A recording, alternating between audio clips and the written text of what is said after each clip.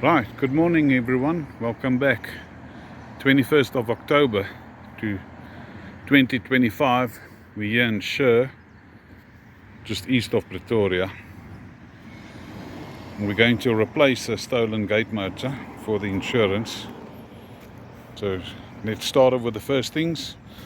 You can see this heap of gravel, sand. It's all coming out of the track. So the track has been cleaned, so it's a very important aspect to keep and to take note of.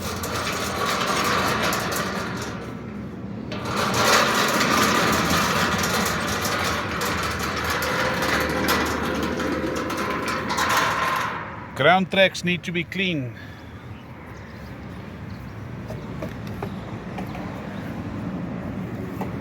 Yeah, Amanda has done that for us. We can see that there's no electrical cable here.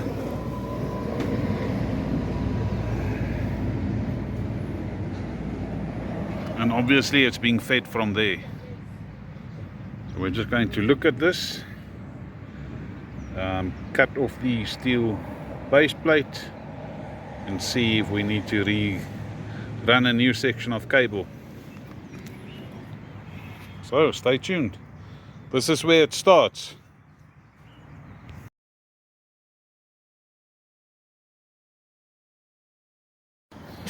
So here's the old steel base plate of the previous gate motor. We've cut that off. You can see the steel platform that's in place currently. You can also see the short section of electrical cable that's left of it. And yeah, most of the gate motor problems comes from electrical cables that have been joined just underneath the gate motor.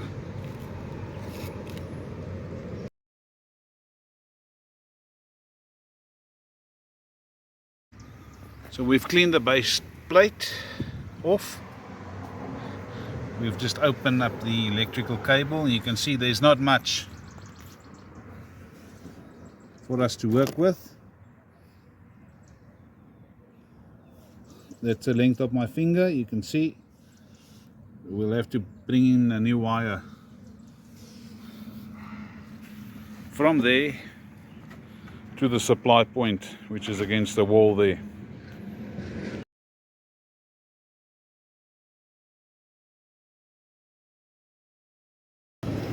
Right, as you can see,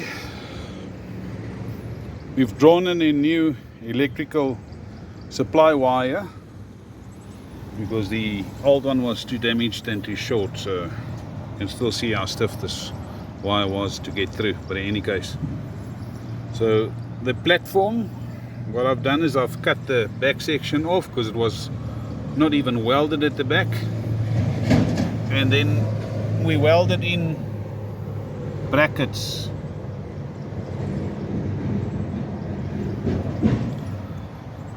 to support the steel foundation plate into position. So we're just going to paint that now.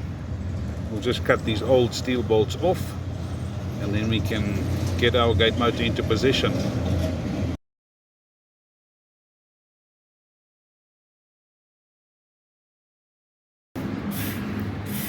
Right, here you can see that the steel platform has been painted. We quickly did test fit the gate motor just to see if there's going to be enough space for the anti-theft bracket, and it doesn't seem like there's enough, so we'll have to cut a section off the bricks in front of the gate motor. So we're going to quickly just put the steel gate back into position and then we can line the gate motor up.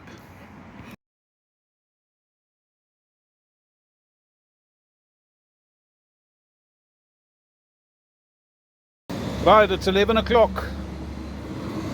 We were on site 9 o'clock, so we're 2 hours in. You can see that the gate motor steel base plate has been welded down on the steel platform, and it's been painted with a primer paint to prevent rust. Just quickly show you, that's why we didn't cut off the wire, because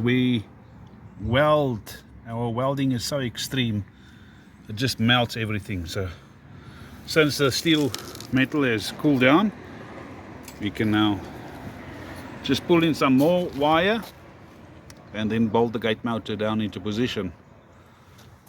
And if we look at it from this side, you can see that the gate motor steel base plate is lining up with the steel sliding gate. So that's all good, and it's level on all axes.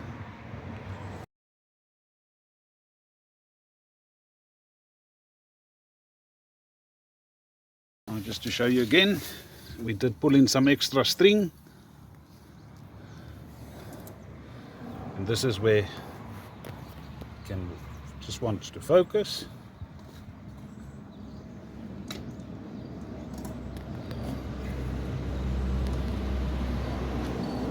Here you can see the electrical wire damaged with the welding. So right, just got an extra washer here that we need to fit on here. Right, we're ready. Let's bolt it down.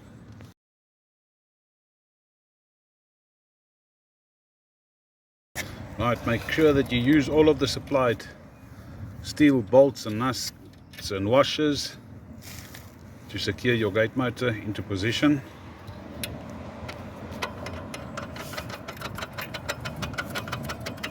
So you have the adjuster nut, then you have a spring washer, then you have a full nut.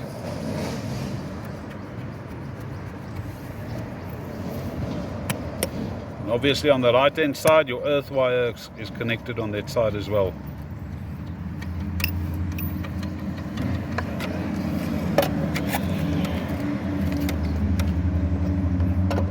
Turn it just loose. Just snug with your hand so that you can still move the gate motor forward and backward.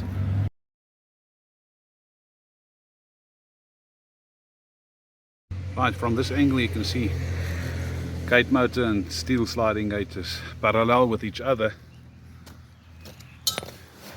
and then those bolts are just lightly tightened, so it allows you to adjust the gate motor. So what we're looking for is the spacing between the pinion gear and the steel sliding gate. So this is at the utmost worst case, and then if we pull the steel sliding gate, you'll see that the distance is going to increase.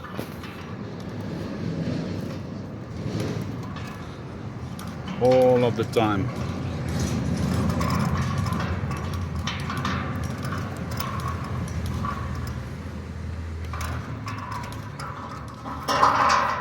Right, so there the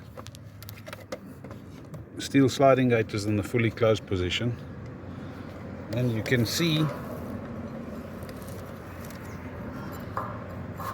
a 30 by 30 millimeter angle bracket is not enough. So that space is already 35 millimeters away from there.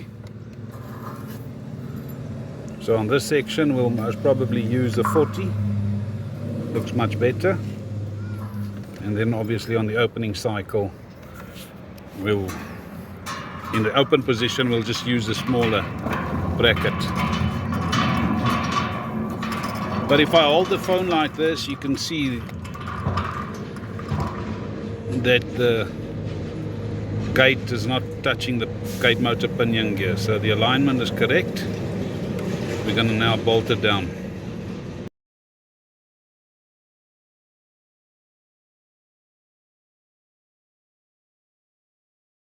Right, so all of the bolts have been torqued down into position, the right hand side as well, and we've connected the earth wire. Some of you might ask, coming back to the gate motor pinion gear and the steel sliding gate, why would the spacing be less in the open cycle compared to the closing cycle? Well, it's easy. If you look at the steel sliding gate, you'll see it's been bent. So it has been knocked at a point in time. I'll quickly get the spot. Basically where it is there, in this area. This is where your gate was bumped. It's also indented here. And then obviously at the bottom as well. And that's why it's closer on the left hand side to the motor compared to the right hand side.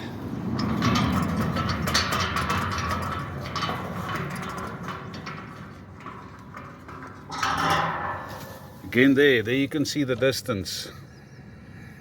It's quite a long distance. Okay, halfway. Distance is about half of what it was. Fully open position. Again, distance is half of what it was in the center. So yeah. So we can see that the gate motor and the steel sliding gate is not rubbing onto each other. We can now weld the steel gate rail into position.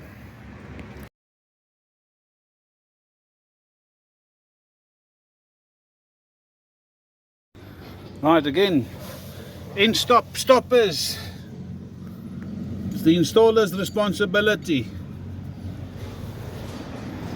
Gate motor specialist and the gate installer's responsibility. So yeah, gate motor's up, and then the welding startup sections have been reinforced. Obviously the brackets are not even 500 millimeters apart.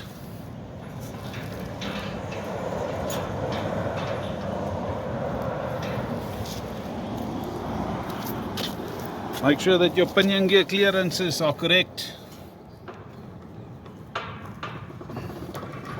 Right through the whole track. All the way.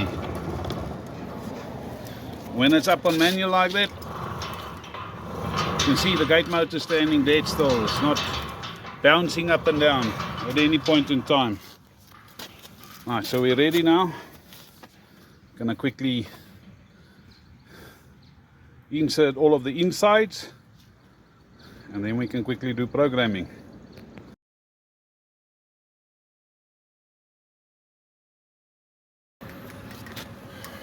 You can see that the gate is running very slowly. We're also busy painting all of the welded areas. So we're busy with the setting up of the gate motor limits.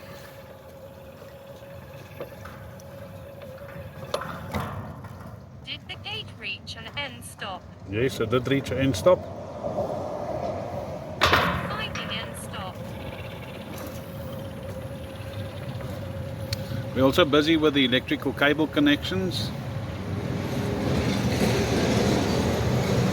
So we've cleaned the wire. We'll quickly just connect it up onto the existing cables and then insulate them with insulation tape.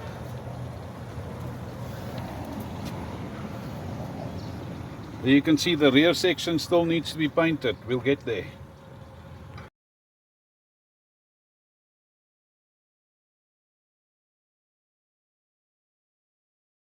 Right, here's an interesting aspect. Going to connect the wires, but you can see the insulation have been removed from this wire, and the wire is black. You can see the others are copper, but this one's black.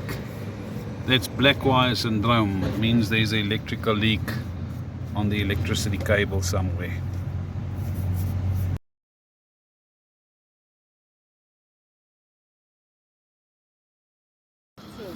Right, we've quickly joined the electrical wires and we've closed it up with insulation tape. We can now close the box.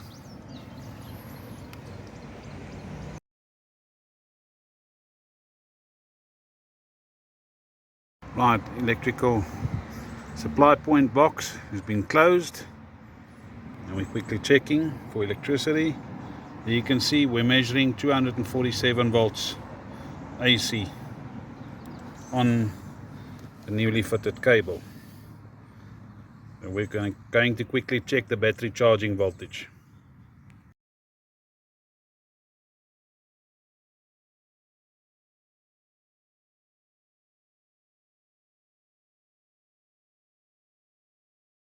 Right guys, make sure that your battery charging voltage is correct. We've set ours to 13.96 volts DC. You can also see it's disconnected from the battery currently to measure it. So everything is good. We can now close it and do some test cycles.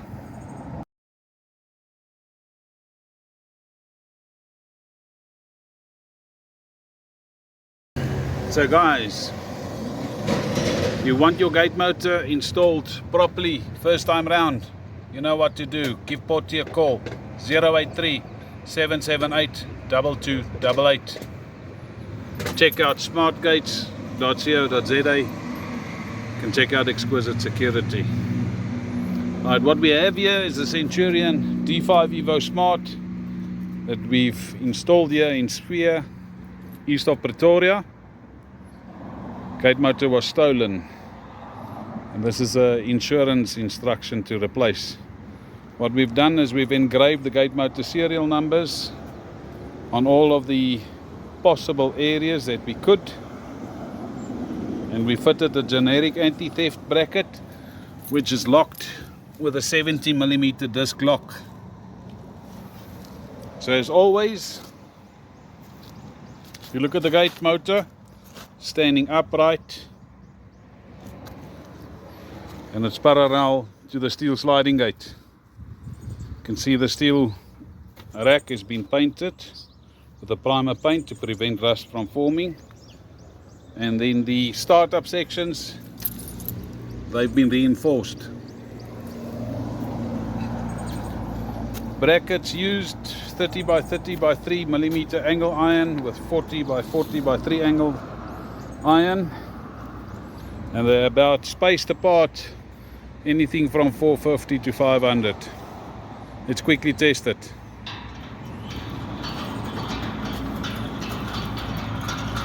See, the gate motor is running smoothly and effortlessly.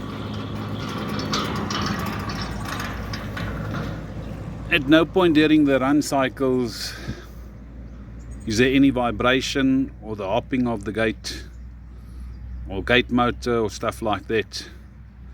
The gate motor is set to auto close after 30 seconds, so I'm just going to leave it and I'll stop speaking so that you can hear the gate motor, how it runs.